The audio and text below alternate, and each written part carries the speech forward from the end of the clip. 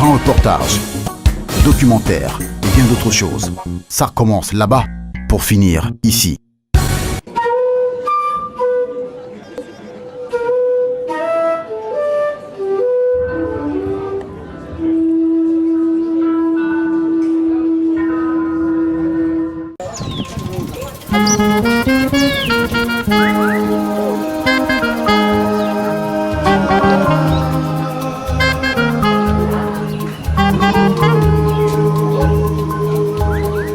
Douala, métropole économique du Cameroun, ville cosmopolite par excellence, un visage en un symbole. La structure monumentale de la Nouvelle Liberté dressée au rond-point d'Edo. Le saviez-vous? L'auteur est Francis Soumeigné. Le choc de son installation lui a valu le surnom de Ndioundjou du rond-point. Ainsi, contexté par les autochtones Sawa, Douala en particulier, il a pu finalement être érigé et adopté comme le symbole fortement principal de Douala, à l'image de la Tour Eiffel à Paris, contesté et respecté avec le temps. Pourtant, la vision architecturale d'hier ou d'aujourd'hui est en avance sur les gens d'ici et d'ailleurs. Tout simplement parce que l'art, au sein du développement durable, tient de l'inconnu et de l'imprévu pour être divin et insaisissable.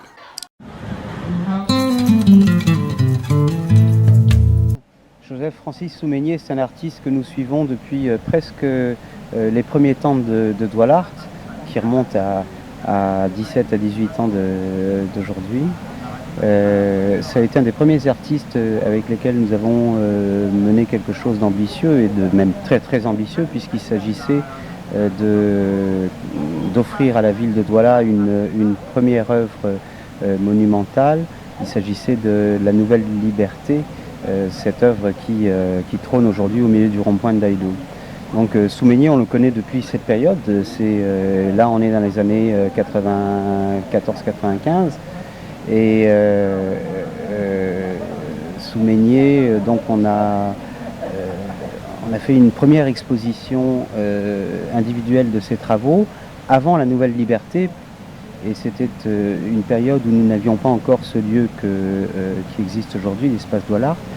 On avait organisé cette exposition à Aqua et l'idée c'était de faire connaître un petit peu le travail de cet artiste et de mobiliser peut-être une chaîne de financement pour pouvoir couvrir le budget de réalisation de cette sculpture monumentale.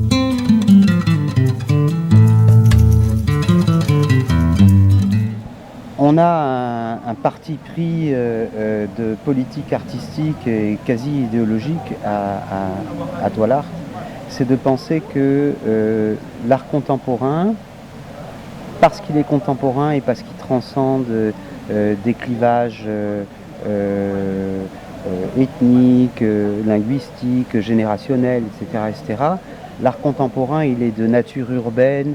Et comme il s'agit de nature urbaine dans une cité du XXIe siècle, il s'agit urbaine métissée. Il y a des gens du nord, du sud, de l'est et de l'ouest du continent et de même plus loin qui se retrouvent dans cette ville.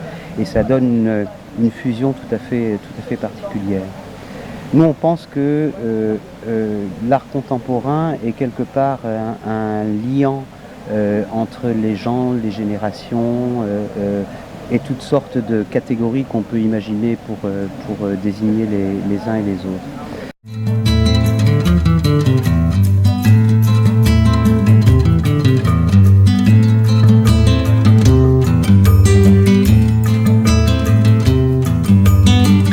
Cette exposition du 5 décembre 2008 à l'espace Douala de Douala attire de nombreux curieux d'ici et d'ailleurs, parmi lesquels Patrick Brunier. Ça m'émeut énormément par...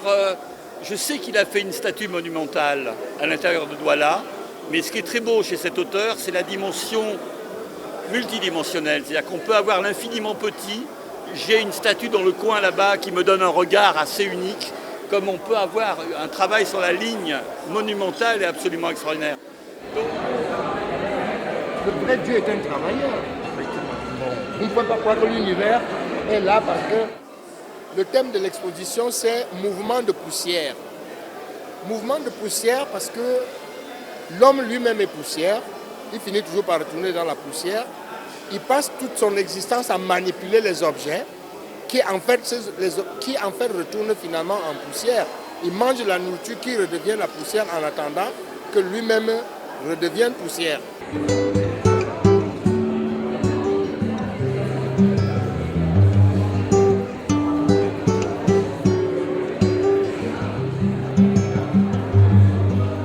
Qu'est-ce qu'il appelle la poussière?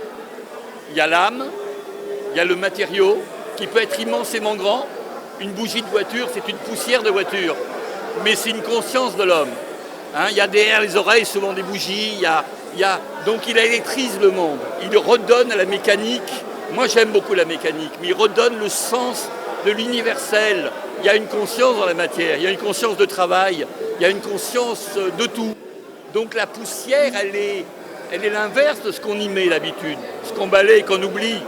Non, l'homme est une poussière, il nous ramène à tout ce qui est le cosmos, il nous ramène à l'immensément grand, mais il est tellement fragile, tellement petit, tellement dérisoire, qu'il est impalpable, qu'il est immense. Mouvement de poussière dans mes sculptures, c'est du matériel, c'est de la couleur que je manipule, c'est du fil de cuivre, c'est les mouvements que j'essaie de décrire, de rechercher, de retrouver.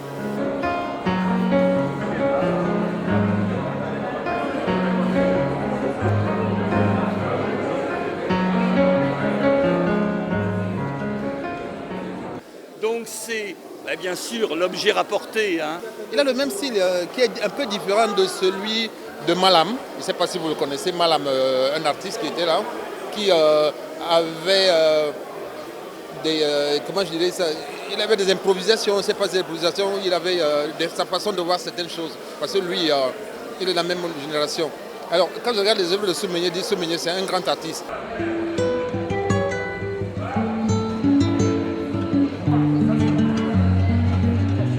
Souvent, on a toujours envie de voir dans les catalogues, on voit les catalogues, on voit les œuvres des autres. On ne sait pas qu'au Cameroun, il y a tellement de talent. On a toujours envie de faire de l'importation, mais au Cameroun, je pense aujourd'hui, on a tout ce qu'il faut. On a vu les carnavals, on a vu les trucs, on n'a pas besoin d'aller au Brésil pour faire un carnaval. C'est encore un peu calme, c'est pas encore assez évolué, mais je pense qu'avec le temps, s'il y a de la promotion, on va y arriver un jour.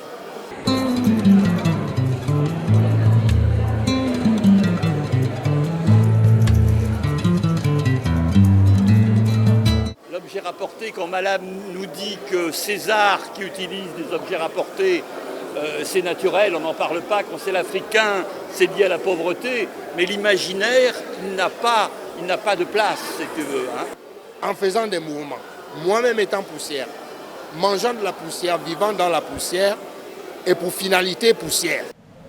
Je pense que dans les milieux populaires, on comprend bien ça parce qu'on comprend bien la nécessité d'avoir tout le temps de la créativité pour se sortir de là où on est, et qui n'est pas toujours très confortable, où il faut penser à survivre pour le lendemain, etc., dans le contexte de crise mondiale et régionale et nationale que nous connaissons depuis pas mal de temps aujourd'hui. Francis Soumenier est resté dans sa logique, celle qu'on connaît, la sculpture.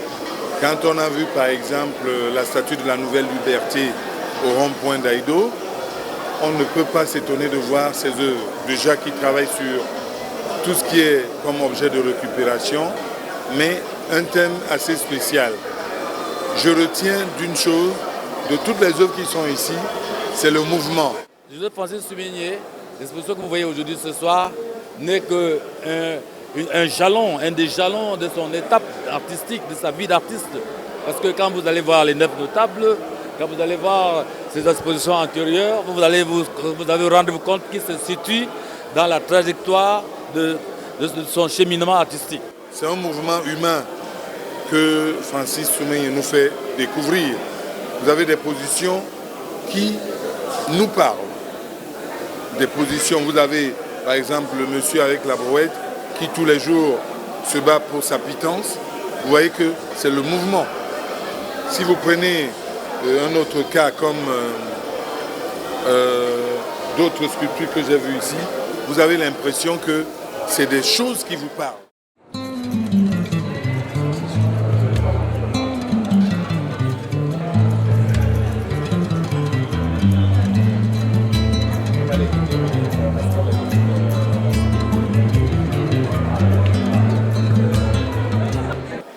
j'aurais voulu dire ce soir que Francis Soumeigny reste le poète du temps et de l'image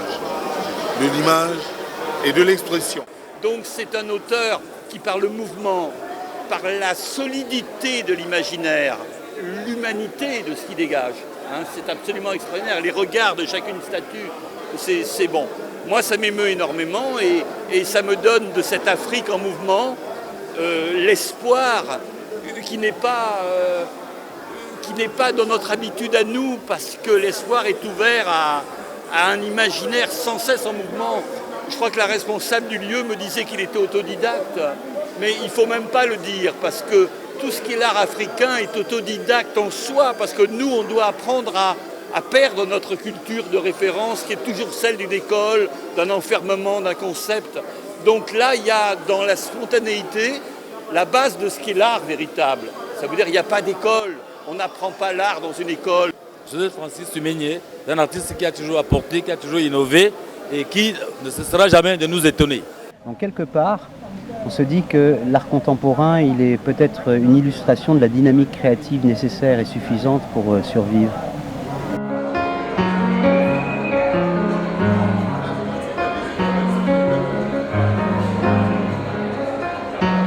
On apprend l'art dans la rue, on apprend l'art dans le carnaval que j'ai vu hier. Donc c'est un grand auteur au sens où il est inclassable.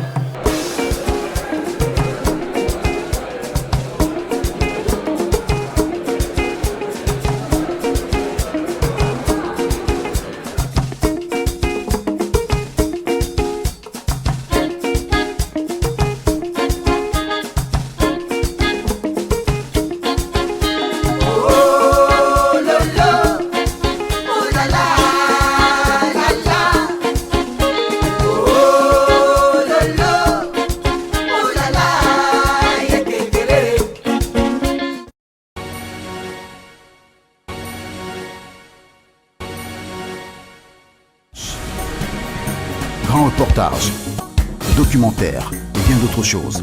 Ça commence là-bas pour finir ici.